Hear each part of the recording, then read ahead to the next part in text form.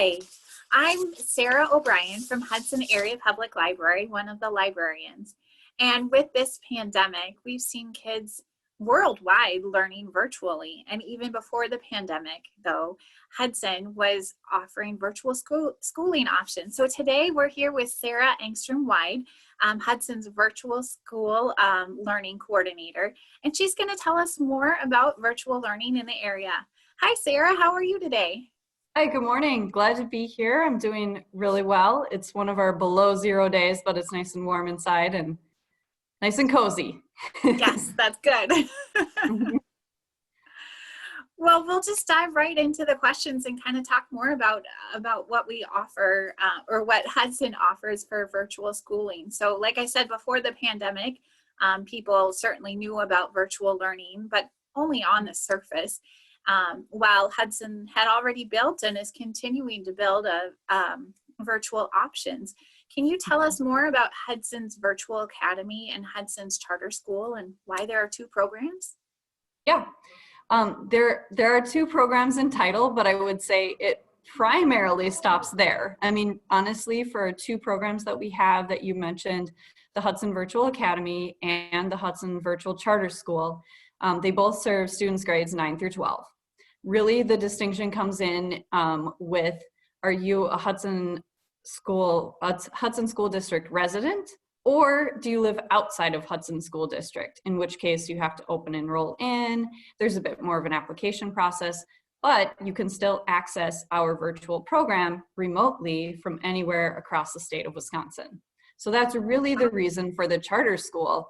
But I'm in charge of both of those programs, and we use the same resources. We use a lot of the same faculty and staff for support, and I'm still the person that heads up both of those, so I'm really your go-to lady for either one. So, oh, yes. Great. Mm-hmm. So if you're in one option, would there be Hudson kids and statewide kids, or the Hudson kids are kept separate? Yeah, I mean, honestly, for almost all of our virtual options for our online classes, which are fully online classes, they're going to include students from all across the state of Wisconsin, whether you're part of the virtual charter school or whether you're a Hudson High School student, say, taking Japanese online. You're going to be in a classroom, a virtual classroom, with students from all over the state. So oh, wonderful. It's pretty cool. Mm-hmm. Yeah, that is. So how many students are participating in both of these options? I would say for this school year, I'm looking at about 175 Hudson High School or a few from across the state students participating in those programs. Okay, and how does that differ from the last couple of years? Do you know off the top of your head? Last year was our first year officially offering this fully online possibility, or kind of more that support for your online courses.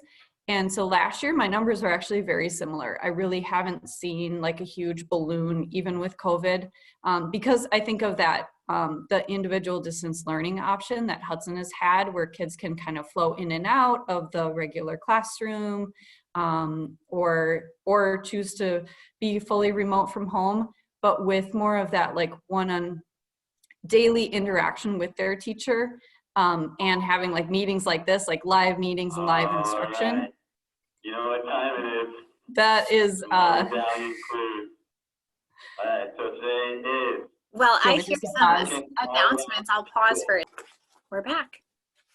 So because of the distance learning options that Hudson put out there for this school year, which is much more like what students are used to with a traditional classroom with a classroom teacher and daily direct instruction and assignments kind of put out to students one at a time, my program is a standalone opportunity for students to kind of take that initiative on a different level with a fully online class.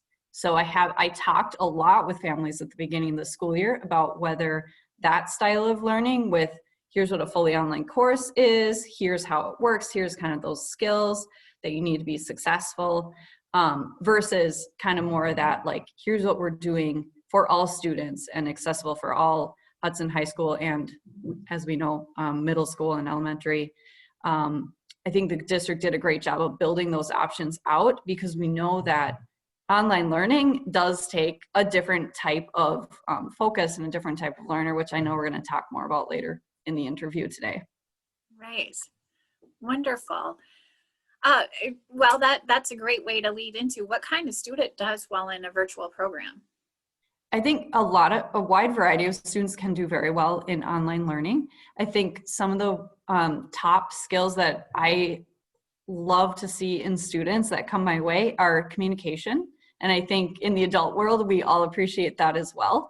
I think if you're willing to just reach out when you're stuck or struggling, or whether it's a tech issue, whether it's a content issue, that communication honestly is key. And especially this year with so many students not being in the building, learning remotely, it's hard for teachers and for support staff to know what you're struggling with unless if you can communicate that. So I think that honestly would almost be, tied for number one on my list. I think tied with that would be that interest, motivation, initiative on the part of the learner, kind of that like mindset of like, I can do this, I'm going to do this, I'm going to dig in and be successful no matter what.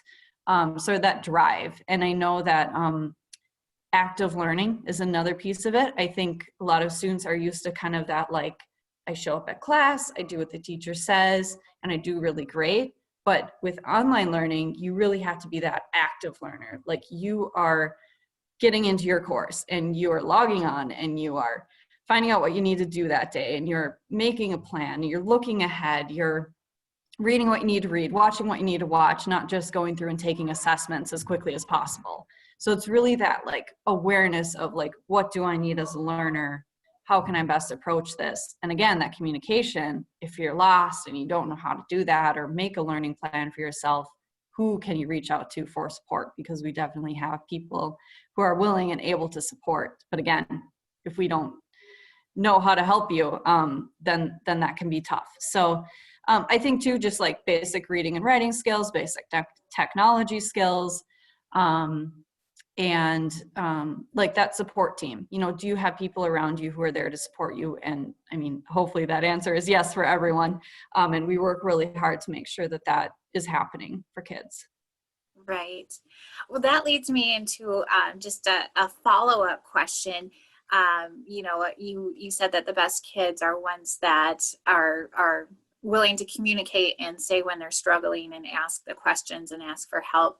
So is this the virtual options that you guys have developed, are they live and you can ask someone, or is it you schedule something separately? There's both. So most of your course is going to be more of that independent learning style. It's going to be most hours of the day. You can all hours of the day, you can access your course whenever you want. You can email your teacher whenever you want. You can email me whenever you want. You can make phone calls most of the time during regular business hours. But the online teachers also have office hours every week, at least one office hour. And so you can log in, much like we're doing right now, and get that direct one-on-one support. Most teachers will ask that you bring questions. So like, I'm struggling with this, or I need help on this assignment or this project, or I'm getting ready for a test and can you help me review or point me in the right direction? They're not there to just simply like stand and deliver a lesson. That's not their role. It's more of that support piece. And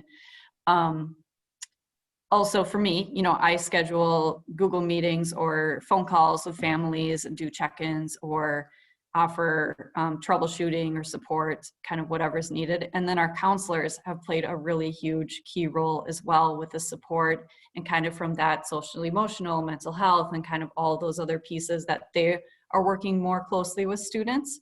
And oftentimes, honestly, the recommendations for my program or the conversations about my program are coming from counselors and conversations that families are having with them first. And then they say, oh, it looks like or sounds like maybe this might be a good option. Would you like to find out more? And then we meet and have that conversation. So okay, works really well. Yeah, wonderful.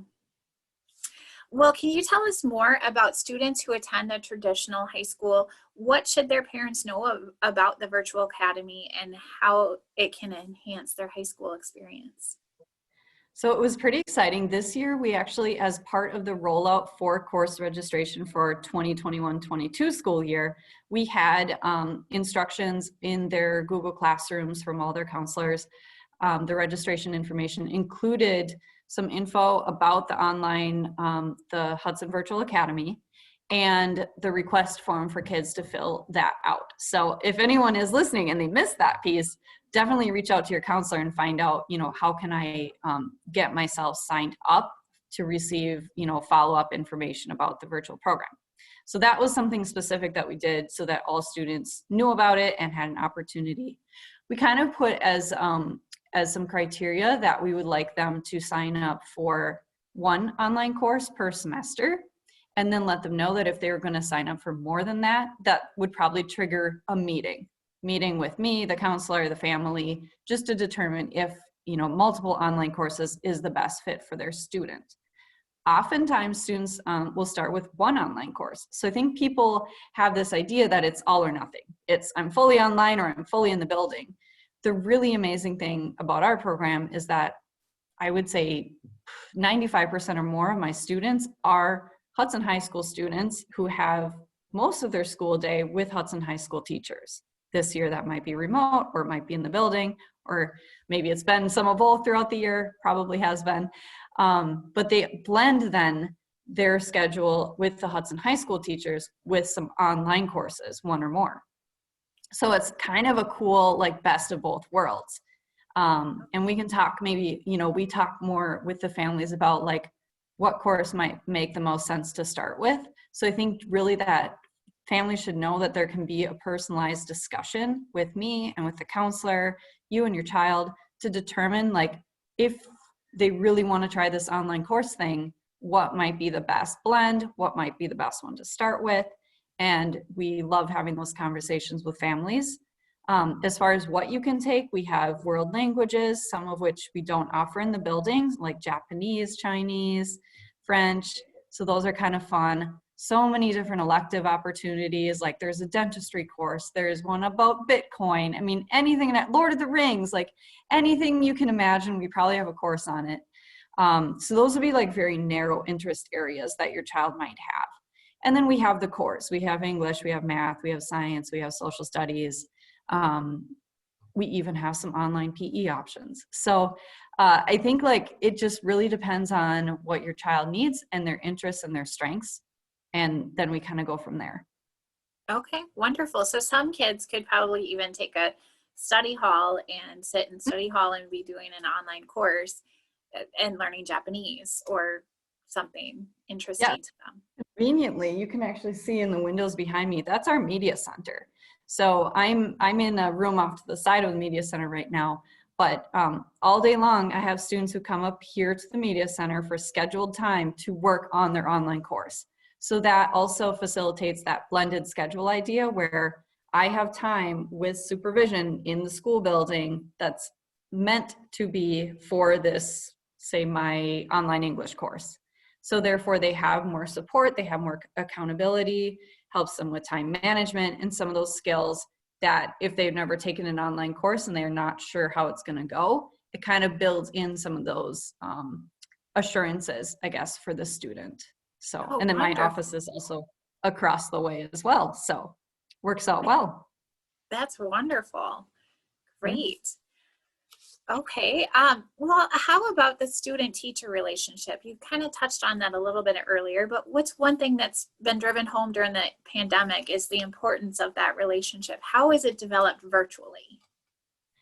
Great question. I think that, of course, just like a classroom teacher, you can't say like for sure every online teacher is this way or that way. But what I've noticed, most of our teachers are hired by Wisconsin Virtual Schools. So most of our courses, most of our teachers at this point in our program, because it is newer, we, like many districts across the state, really rely heavily on our partnership with Wisconsin Virtual School. You essentially purchase the course and then you can purchase an instructor, Wisconsin certified, through Wisconsin Virtual School. So therefore, those teachers are teaching, like I said, kids from all across the state of Wisconsin. Those teachers are getting training in best practices and being an online teacher. They have ready-made curriculum right at their fingertips, that they've been trained in how to support students through that and give high quality feedback. So one of the main ways is that feedback. So in students' grade books, you know, when I go in there, I can see, you know, this big paragraph of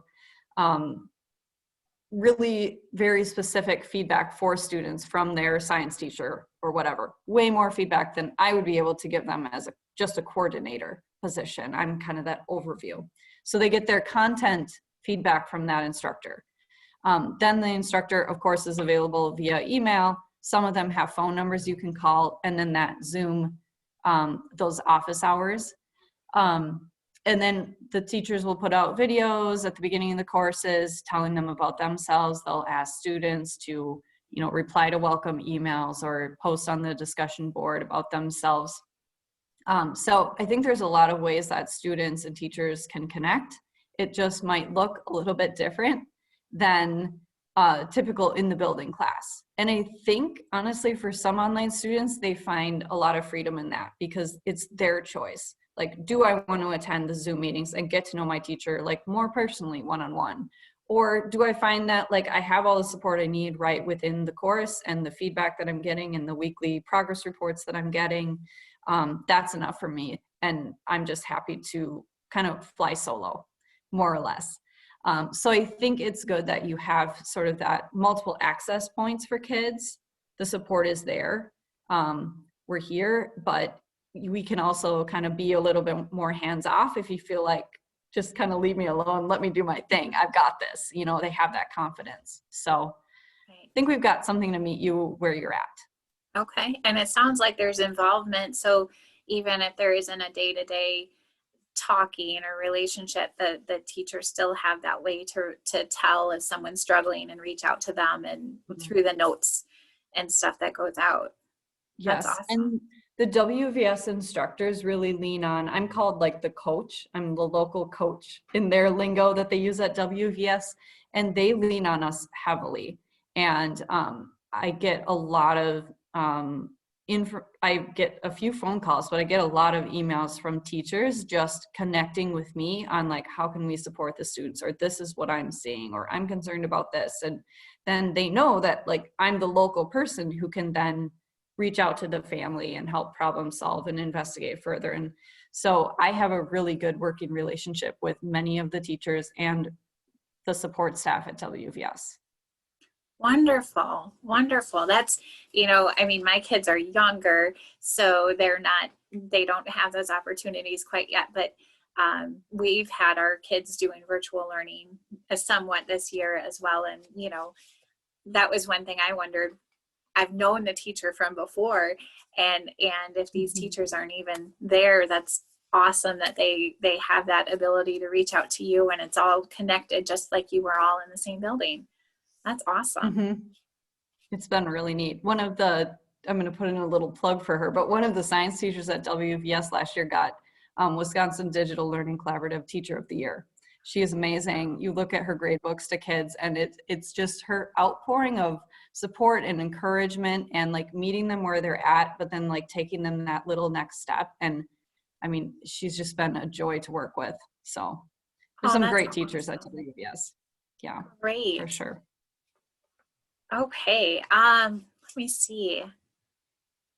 Prior to the pandemic, many people thought that kids spent too much time on devices. So for those learning in a virtual environment, how can parents help balance the increase in screen time?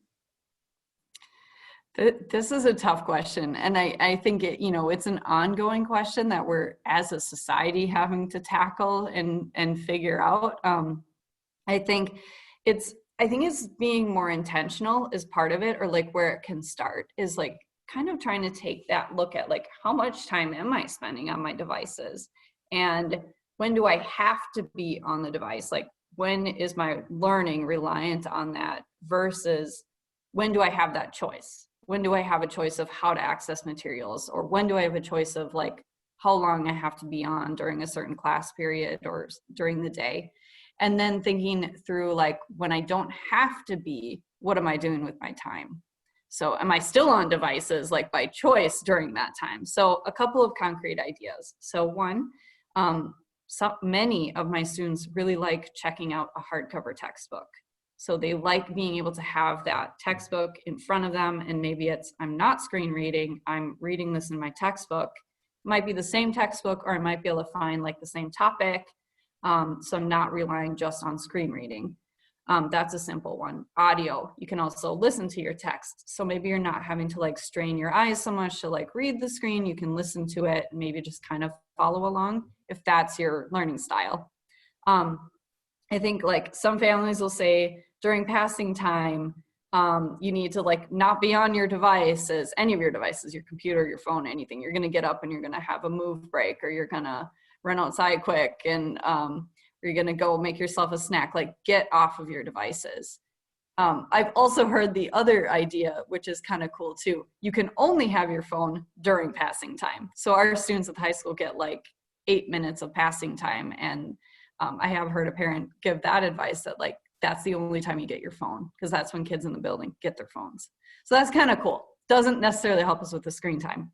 I think it's just also thinking about like your extracurriculars and what you're doing with your time. I mean, again, that can be tough because some of our extracurriculars are being offered on the screen, but like trying to think of activities and things that your child can do, like whether it's music, whether it's being active, whether it's, you know, groups that they can be a part of safely that are happening more in face-to-face. Or maybe it's like, as a family, we say, you know, one night a week at least, we're gonna shut down the TV. We're not gonna be on our phones. We're gonna do game night. You know, I think it's just, again, back to that intentionality of like making those choices when there can be a choice to make. And this is more from like my personal advice, less from like educational articles or something, but I think it does take some effort to carve out times not to be on devices. Right. I think like you said, everybody struggles with that, but yeah, being intentional is probably the best advice someone can give. So, in working with families that choose virtual learning for their children, what physical setups and routines have you seen that you could recommend in best practices to help virtual learners be successful?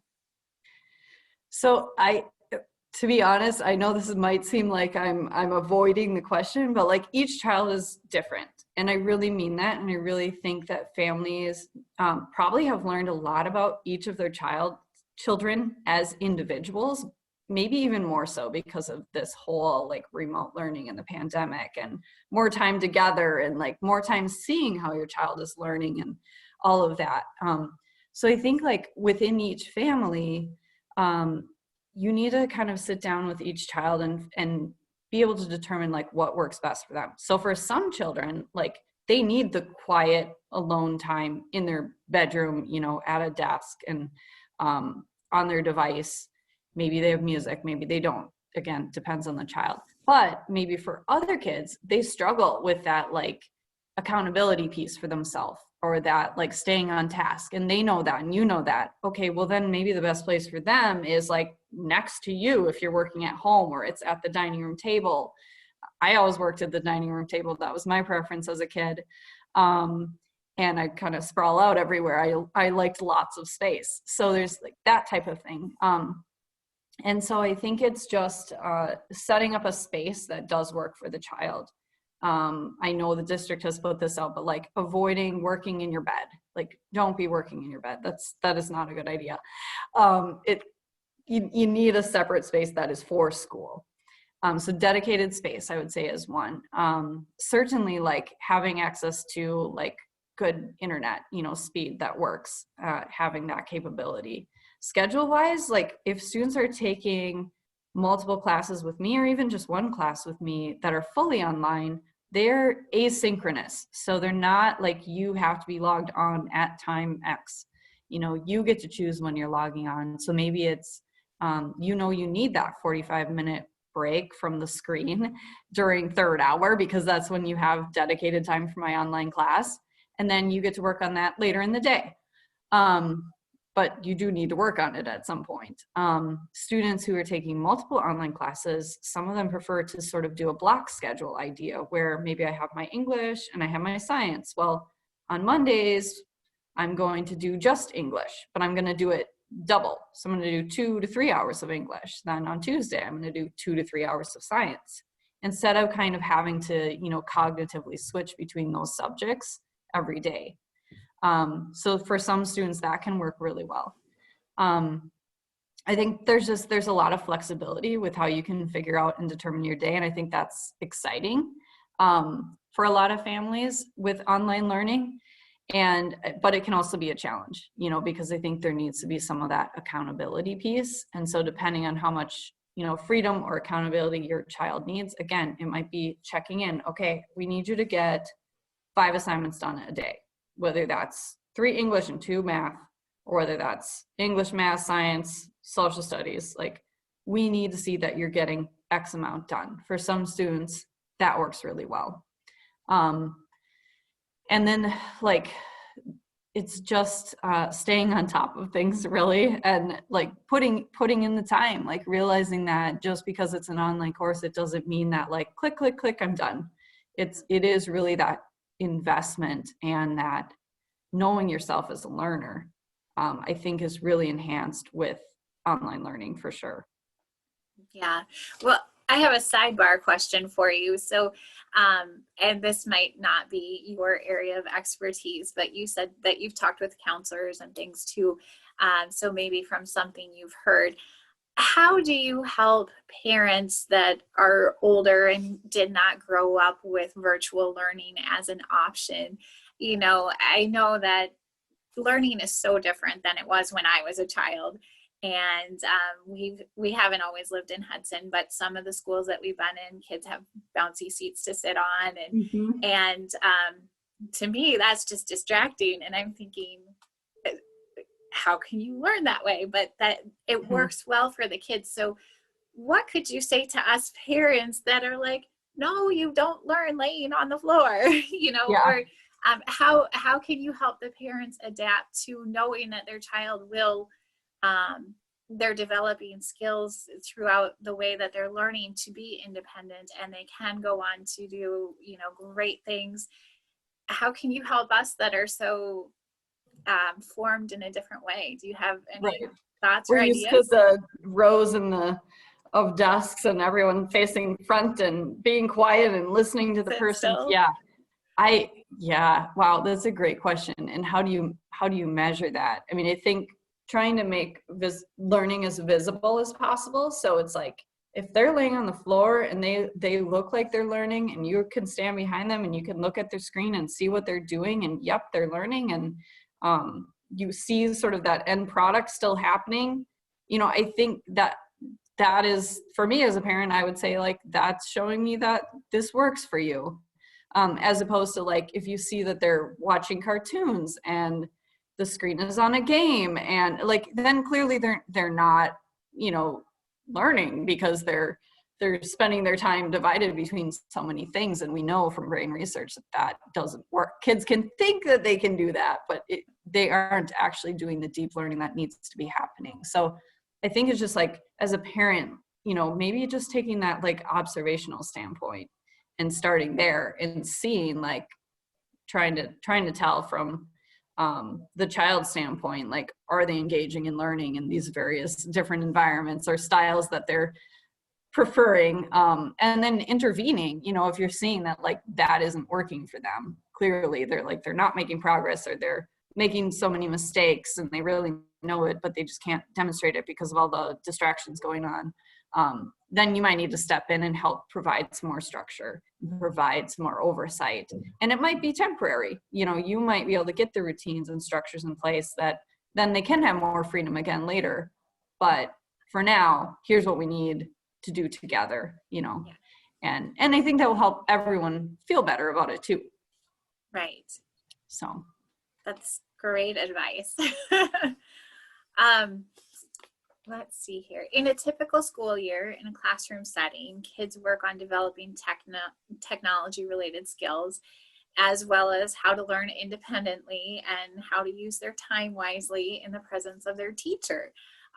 With the increase in kids who are learning from home this year in all ages, these skills are still needed, but many kids don't have the same level of support they would have from the adults in the school setting. what tips can you offer to help with developing these skills and also problem solving when issues arrive? Mm-hmm. And I think, this year, if we look at this year with IDL and remote learning and those types of things, I feel like my answer might be a bit different for families who are working in that environment versus students who are like focusing on, my fully online classes. I think, again, one thing that ties that all together, and we're going to come back to the beginning, is the communication. Again, like, we won't know here in the school building, what's going on and what it's looking like and what you're struggling with, unless we can kind of see or get some information on where the pitfalls are coming in and where the struggles. So like taking screenshots of things, and sending them to us so we can like, oh, okay, yep, I see exactly what you're struggling with and I can help. It's submitting those help desk tickets. I know that, Hudson School District has that set up. It's reaching out to your homeroom teacher or in my case, like your online instructor or me as the coach or your counselor. So it's kind of like helping your child to know who can help you. Who do we have out there who can help us with this? Like, we're going to figure this out together. We're a team. You're not alone. I think some of those reassurances. Honestly, one of the biggest skills that I think we can help kids with is writing emails. I've helped kids for years with writing emails. I love helping them with it. And it takes a lot of skill to do it well. And I think we could have a whole class on writing emails, to be honest. And I think many adults can also keep working on this skill, but you can work on it with your child. So I think like knowing, again, who is your audience? Okay, even things like, what are you going to put in the subject line? And many kids will leave that blank. That is super crucial. Like your name and maybe like 2 words about like what your issue is or what lesson you're working on. Like that can help someone right away to help you more quickly. Those screenshots, things like that, where you can help your child describe the issues that are going on so that it eliminates so many back and forth emails. Because if a teacher or a counselor just gets an email that just says like, I just can't do this, it's so hard and I'm overwhelmed. Like that helps us to know that they need help, but it doesn't help us to know like where to start.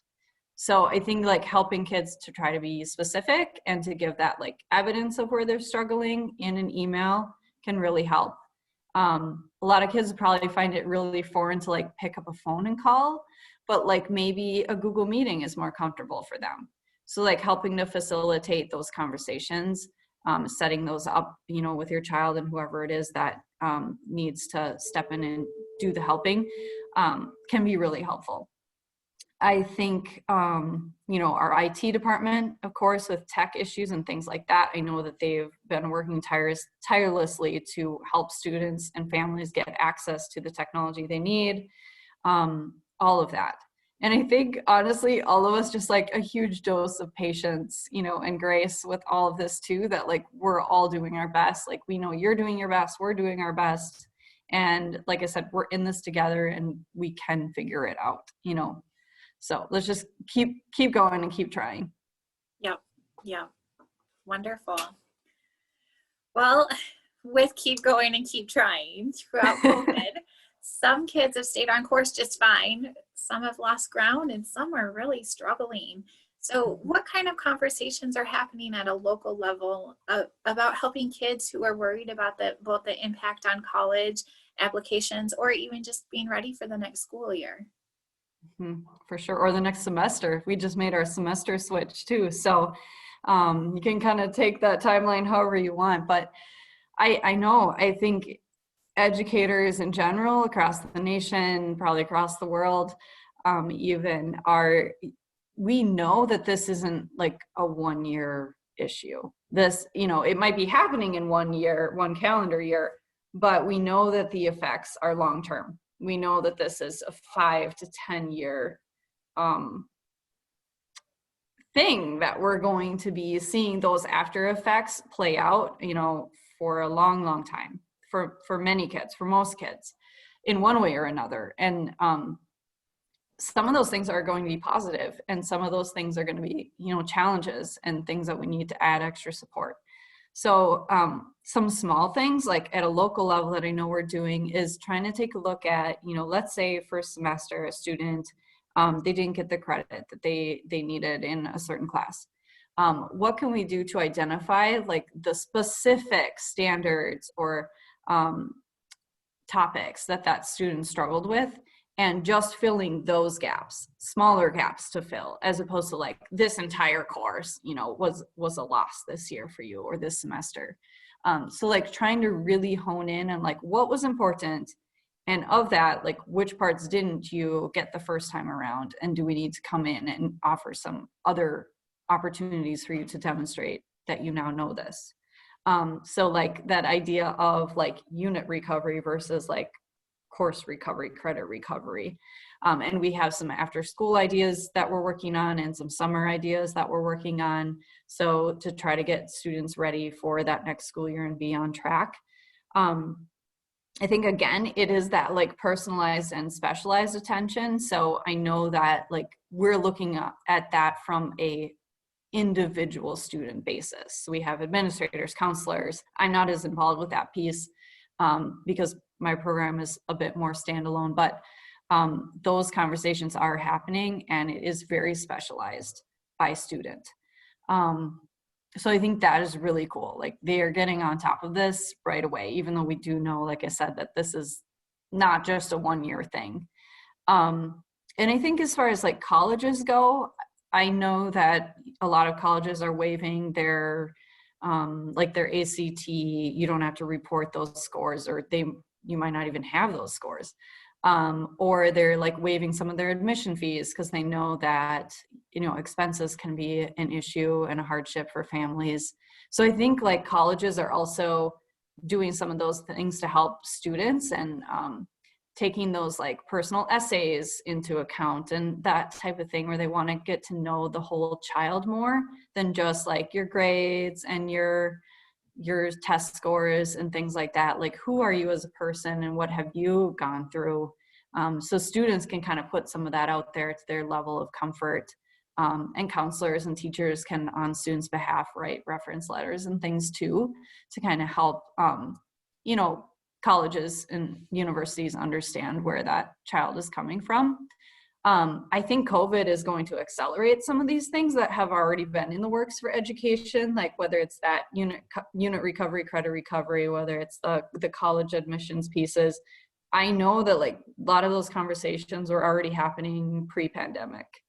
And I think that the pandemic in a good way is propelling us even faster with those conversations, and that like meeting every child where they're at and what they need, as opposed to just like the cookie cutter, like here's how it goes. And if it doesn't work for you, then, you're not going to be successful. So I think that whole shift that education is making is definitely a positive one, and one that I'm, super passionate about myself. So that's exciting to me. I know like this time itself is hard for so many in so many ways, but I do think like if we can also focus on some of those, like what good is coming out of this? What have we learned? What can we take forward? I know I've seen like webinars or different educator conferences or things coming up of like, what are we going to take from, what have we learned from the pandemic, and like how can we take the best of that and what we've learned and use it for the future of education and make it better. So I know that like there's a lot of like very bright and creative people like working on those things already. And Yes. so I think, I think that is neat for people to understand and to know that we don't have to just look at everything like this was all negative and this was all a loss, and how are we ever going to recover? And like there is light at the end of the tunnel. Yeah, I think you're so right. And like you're saying, I mean, there's exciting things, and the kids that are younger are learning who's good at virtual learning and who might have a knack for taking classes in your school.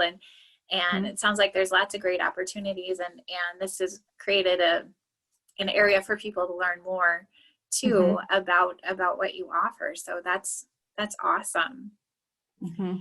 Well, we have talked for quite a while. I find this fascinating, and thank you for your time. Do you have anything else that you would like people to know about the virtual school, or?